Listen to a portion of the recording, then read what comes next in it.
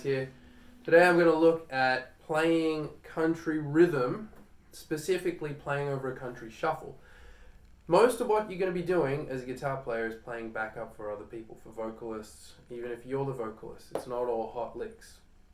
And the art of playing rhythm is this really beautiful thing that a lot of people don't really talk about, which can be just as creative as any kind of lead playing. And I find a lot of people ask me, like, what do I play like in a song, when I'm not doing a solo? Well, I'm going to show you what you can do, some of the different things. There are lots of different ways you can play around with chords, and your role as a guitar player when it comes to sort of playing rhythm in a shuffle, I think primarily is rhythmic more than anything else. You got a bass player, they're playing the root of the chord. You've probably got an acoustic guitar, maybe a piano, but they're going to fill out like what the actual chord quality is. You just have to kind of fill in the gaps between playing into the chords with a couple of little sort of like walk-ups and fills, maybe, tipping a hat to what the chord quality is, but really leaning in with the drummer and sort of like pushing that song forward, particularly if it's that kind of Buck Owens, Bakersfield shuffle. So the song that I was just kind of playing over at the beginning was, Heartaches by the Number. I'm just going to use that as an example. So in the key of A, that's what I'm going to look at. So it's just, heartache number one was when you left me and said that you were coming back to stay. Just 1, 4, 5. With a heavy heart I waited for your knock on the door. I waited, but you must have lost your way. So let's imagine that we've got an acoustic guitar player who's doing that big kind of.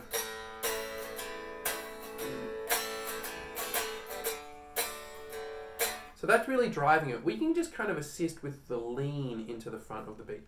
The first thing that I would do is kind of like a 12-bar blues riff. I would go for that really prickly sort of Don Ridge sound. I'd play right up on the bridge, and I would keep things as short as possible in terms of note length. And I'm doing what in classical music they call dotting a rhythm, which is where if you've got a pair of eighth notes, it's like you make the first one extra long and then the last one's really short. So you get like that.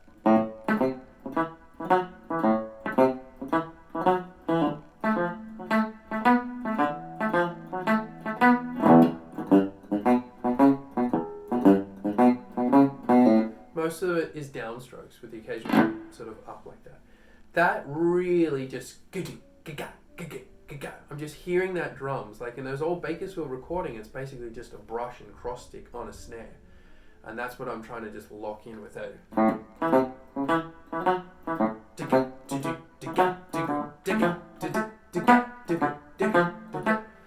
If you got a bass doing like, a 2 feel or even a 4 feel, it's just gonna, man, it's a wonderful feeling when everyone's locked in doing their thing. So that is my first sort of default. Then what I can start to do is I can sort of add an extra note. So rather than playing tonic and then the fifth or the tonic up an octave, I might chicken pick. So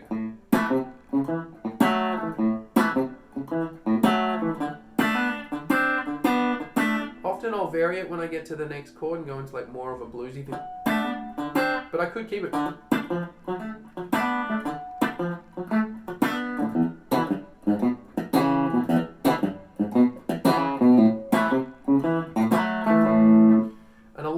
Is really funky, particularly when you get into that double stop sort of territory.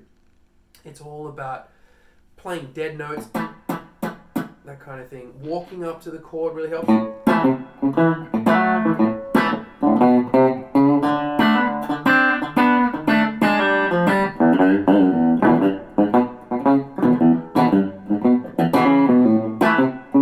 And often I'll use a blend of them, like within a chorus. If I was in the studio, I'd probably stick to one thing just so that there's a little bit more clarity and the architecture of the song builds. So I'd maybe just keep it with that really prickly sort of thing, or I might start big and then reduce back to something small so I can build again.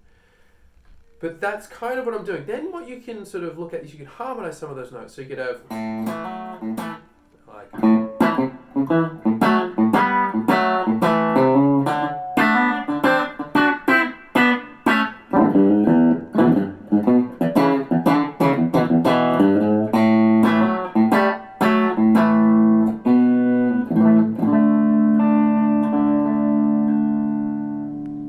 about that. Yeah, so that it's quite straightforward what I'm sort of looking at. Then you can sort of branch into looking at inversions and playing around with thirds and moving lines and some syncopation. Maybe some triplets as well. So, before I was doing a bit of syncopation where I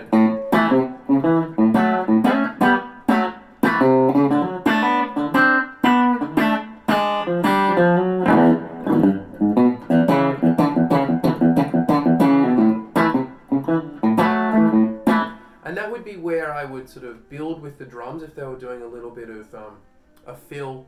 I wouldn't want to get too complicated if I knew that there was, say, a steel player or a fiddle player that was going to be doing a fill in there, but you can kind of go with them, if you know what I mean. They might be playing something that is triplet based and you can kind of support that. There's an energy that the band has, almost like the band is almost like a wave that is supporting the surfer, right? Surfer being the soloist. So if you're listening to what they're doing, you can really sort of go with them and sort of like mimic it on that sort of subterranean level, yeah? You've got a lot of fills that you can do when you're playing rhythm. They're not necessarily like really hot licks, but they can be very interesting sort of things when you're sort of, like going...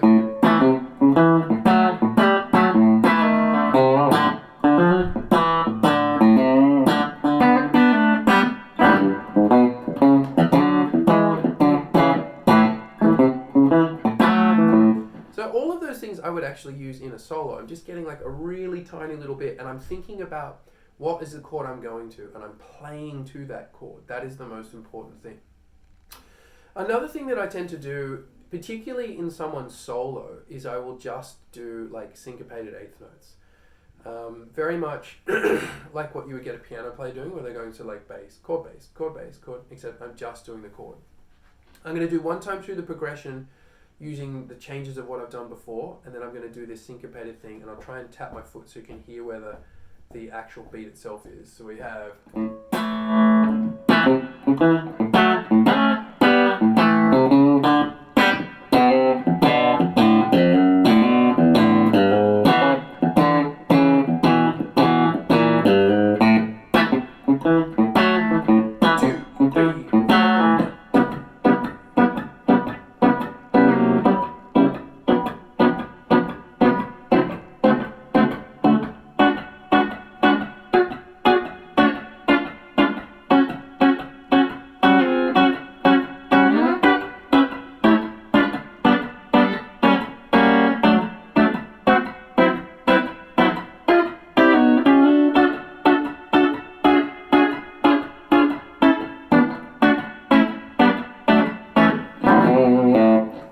And you can get really interesting. You can just stay on the one chord shape per chord, or you can come up with little melodies and going around using different inversions like what I was doing there.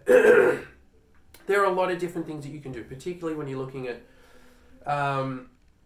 sort of the slightly more jazzy Western swing approach of playing into chords. So I'm just going to use a couple of these different things I've talked about, play a couple of choruses, and I'm not going to play any solos, but I'll start to add some sort of filler stuff in there as if I was backing up a vocalist with the band.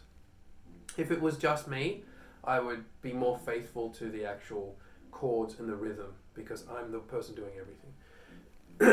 1, 2, 3.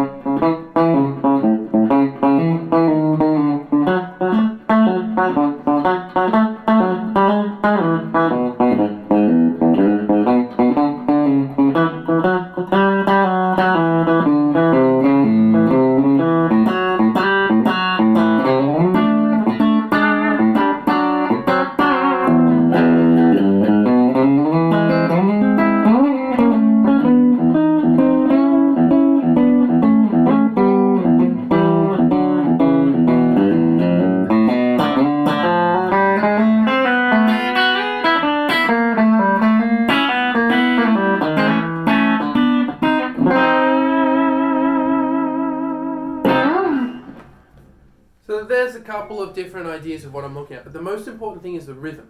You want to lean on the front end of the beat, you want to push the band. You're kind of like the jockey that's sitting up there with the whip, you know, making sure that band don't slow down, you and the drummer.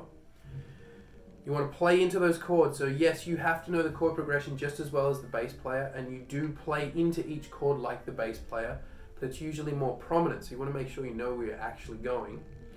And you want to have a couple of hot licks that you can kind of bust out if you're, like, obviously I was playing completely unaccompanied there, so I was very, very much based on sort of keeping in time and making sure the chords were clear.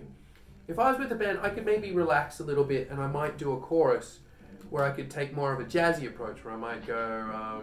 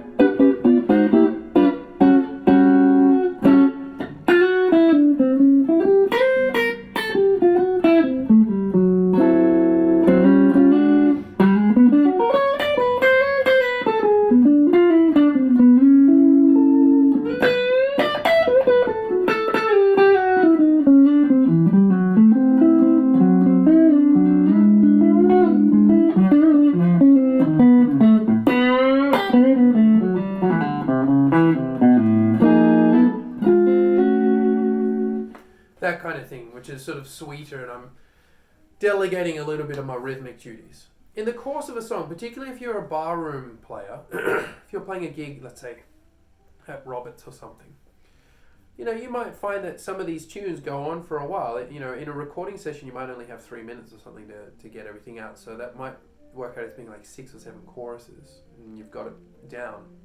You might only have to do 3 variations of this. But if you're playing this kind of groove, you know, Heartaches by the Number, you know, Bottle Let Me Down, like they're all kind of similar sort of tunes. So you want to have a bunch of different things that you can do. If you're with the band, you can step back and you can play that sort of jazzy stuff or the bluesy stuff. Doesn't always have to be the super prickly, telly kind of thing. But that's where I would start. You know, that's your role in a band. Play that kind of sort of really rhythmic, prickly sort of stuff. They hired a telly player and a chicken picker after all. They could have gone and got a Stevie Ray Vaughan guitar player if that's what they wanted. So look, just practice this stuff. Know your chord progressions. Get your tone right. Make sure you cut through the mix. That's really important. And have fun with it. You got any comments? Drop them down there. I'll try and do a video. If there's anything you want me to look at, please hit subscribe. You know, all that kind of stuff. And I'll see you cats next time.